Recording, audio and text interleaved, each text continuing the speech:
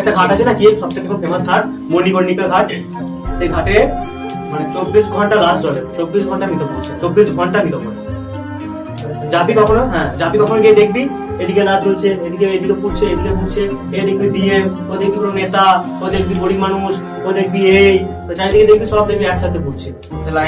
হ্যাঁ, এদিকে দেখবি ডিএম, এদিকে দেখাবি এর বলবে দেখবি ডিএম, এর বড় নেতা, ওটা একটা বড় ব্যবসায়ী, এদিকে দেখবি এরা গরিব মানুষ সুস্থ, চারিদিকে। তাহলে কি মানে সবাই তখন এক জায়গায়।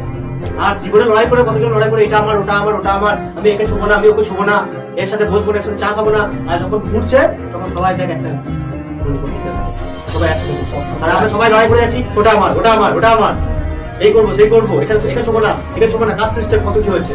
আর ওই খাতে গেলে একদম নিস্তব্ধ হয়ে যাবে যে কি আমার করছি, কি করে বেড়াচ্ছি। এসে এখানে আসতে হবে, এত পুড়ছে লাশ, এত কোনোদিন আগুন নেবে না ওই ঘাটে, কোনোদিন মণিকর্ণিকা ঘাট, ওখানে কোনোদিন আগুন নেবে না। সবসময় দাওয়া দাওয়া করে আগুন জ্বলছে, চিনি সবসময় জ্বলছে, সবসময় মানুষ মানে মৃত পড়ছে, বললাম না, সবসময়।